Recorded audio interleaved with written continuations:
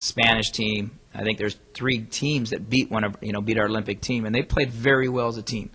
We've really tried, insisted upon that, and sometimes chemistry starts from the court, and if you make kids make that extra pass, then they kind of like each other off the court a little bit more too. And they realize that they're unselfish on the court, you can be unselfish off the court. And from what they're telling me, they're a team that's really hanging out together. They're spending a lot of time together as a team and making that extra pass and really treating it like a family. So I'm proud of them, and I think that has to be one of our assets. That has to be one of our strengths this season, is that we have to be a team that you look out on the floor and you go, well, they play together. They pick each other off the ground. They slap hands. They cheer for each other on the bench. They slap hands when they check in and check out of the games. We don't just talk about those. We actually teach that. At the end of every practice, we circle up and we ask we ask 2 different players every day, give a compliment to another teammate for practice. We start as coaches. We pick out somebody. We compliment them. We tell another guy on the team, hey, Justin, what did you see today? Well, I like the way Will rebounded today. And Will has to say thank you. You have to train everything. It's not accidental. Becoming a good teammate is something you practice. Complimenting and accepting a compliment is something that you have to practice to become a good teammate, to develop team chemistry. And guys like that. Everybody likes to be complimented. I like your shirt today. That's nice. Oh, well, thank you. I look pretty good. So it's something that we all got to work on. You mentioned Justin and his improvement. Are there any other guys, maybe like one returner, maybe 1 or 2 of the new guys that have surprised you and opened your eyes in just the short time that you've had them? David Hansen. David Hansen left in the spring, went back to Minnesota. He's got a big family, a brother that played college ball, as you know, and he really committed to the weight room, came back in about 10 pounds stronger, more confident, is having a great fall session. He's gone from a guy that I thought, hey, this guy's going to contribute, to he's really in a lockdown starting position. He's just played outstanding. He's very under control. He's very bright. He's got good length. He's 6'5", with good arms. He's a tough kid, and he's got great emotional stamina. It's something that we need, is that he brings it every day. He's not too depressed over anything. He's not too excited. He just right there keeps working it, brings his lunch pail. He's been outstanding during this period of time. So we're very, very pleased with his progress, and that was the number 1 surprise for returners. Then the other guys, the transfers and the freshmen, they're the guys that we needed to find out what they're about. You recruit a guy, you still don't know everything until you get him on the court for 2 or 3 weeks. So the rest of them, we're very impressed as far as those transfers and new players. Will Taylor has been a real surprise for us. He was a late get that we picked up when we had a late transfer move out, and we got him in July, August, and we were able to bring him in, and he's been very good, very aggressive on the boards, likes to bang, and willing to set hard screens. We like that combination. And then lastly from me, talk about the road trip up north to the Bay Area, San Francisco, the season opener. Talk about that game, and then probably the marquee game maybe on the whole schedule, Stanford on Sunday. Well, what we try to do with the schedule was take it and set it up to emulate the experience we're going to have in the Big West. And if you look at our away schedule, on most of the schedules we try to do a game, a day off, and a game, simulating the Thursday, Saturday Big West activity. And that's what this was. We had an opportunity we already had USF on the schedule, and I figured, well, we were in the Bay Area already. Could we get another team to play against on that Sunday? So we looked at, San Jose State, Stanford, Cal, and quite frankly, financially, there's an opportunity to make money by playing a Pac-10 team on the road. They pay for us. It's a guaranteed game, and given the economic climate, the budget cuts, we think this is doing our part to, boost the budget and help pay for some things.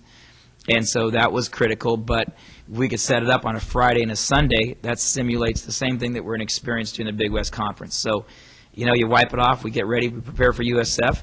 Win, lose, or draw, you get about 6 hours, 8 hours to sleep, get up the next morning, start the next scouting report, go to a shoot-around and a practice, and play another game on that Sunday, get in the bus, drive home, and get home at 2 o'clock in the morning, get up and go to class. So that's kind of the start of what we're trying to do, is prepare for the Big West. Coach, have you figured out his starting lineup? I mean, let's say opening night tonight, who would be your starting five and, the sixth man off the bench? Well, we've tinkered a little bit, and in this last weekend, I think we're probably getting pretty close to marrying the lineup. Things can always change here and there, but we're actually Justin Brown. If we started a game tomorrow night, I'd say we'd go with Justin Brown at the point guard position, Lorenzo Keeler at the 2, David Hansen at the 3. And Will Taylor at the 4, and Will Donahue at the 5. And then what they do is just to start the game off, they allow us a great inside presence. They'll go block to block. They give us a chance to start inside out, get some post presence, get some inside touches, get to the free throw line, change defenses. As we sub through, we don't have as much depth, and so we end up with a couple more perimeter guys, and then we change our offenses. And you'll see. Our team will change. We'll have 3 different offenses, and we'll change based upon our personnel. And we have our we call our smash mouth team, which is 3 out, 2 in, block to block. We have a 4 perimeter and a high post with a lot of cutting, reversing the ball, cutting off it. And then we'll have a 5-man game where actually all 5 guys might move away from the hoop, and that might be a situation because we want to bring your bigger guys away from the hoop. So we'll change our offenses based upon the score of the game, the tempo of the game, and then more importantly, we change based upon our personnel. So we really try to, put a lot in so that we don't have to put guys out of position. What are your expectations for the opener? I mean, so many unknowns, new coach, new defense, new offense, all that kind of stuff. What do you realistically expect and the team expect for the opener? Well, it's a word I'll probably use a lot this year, but I think it's really key. And I don't know if it's even a basketball word that's used often, but I use it once there. It's called emotional stamina. We have to understand this is about where we're going. It's not where we're at. And so what we can't have is reaction and overreaction or underreaction to any situation. If you're ahead by 10, you're behind by 10, you're in foul trouble, you get an official's call, a bad call, you're on the road, you're playing Stanford, you win, you lose, you draw. I've had teams in the past that we've had great upsets, and you beat a team. When that becomes your identifying experience for the year, and you suffer play during the rest of the conference. We beat so-and-so.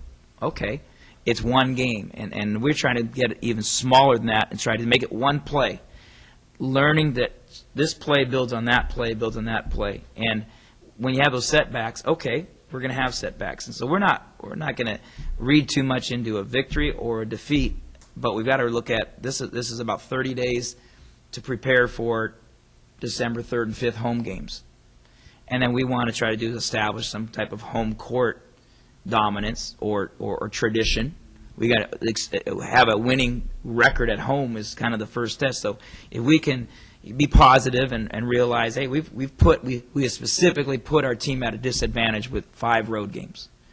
Well, it's not a disadvantage to the pocketbook, and it's not a disadvantage if you have the emotional stamina to say, okay, let's get ready for the next game.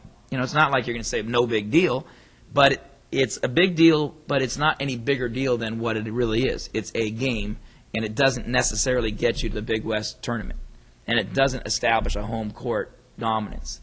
And I think that's the coach's responsibilities to keep that in perspective, is that we have to be emotionally stable over a long period of time and not have drama throughout the course of the season. Just keep improving, and we'll be fine. Look at this as where do you want to be in January and February. Stay healthy, improve, be positive, and become a better team. Just one more question. Just the local kid, Dylan Royer. Just what have you seen of him, and what do you expect to see of him this season? Dylan's working his rear off. Dylan's got in a position right now where he's probably the third shooting guard.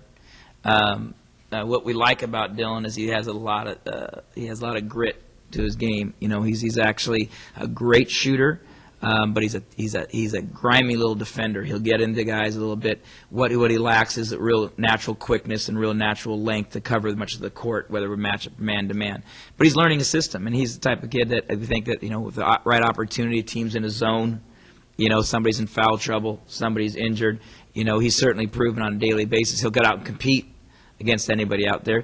But like anybody, I understand what it's like to be 5'9" and maybe not the tallest guy out there. You've got to learn how to cheat some situations and think quickly and be able to make create a play for yourself when there isn't one, and then when to avoid putting yourself in a difficult position. So Dylan might have an opportunity to contribute in special situations when we need to create those opportunities to stretch the court or something like that.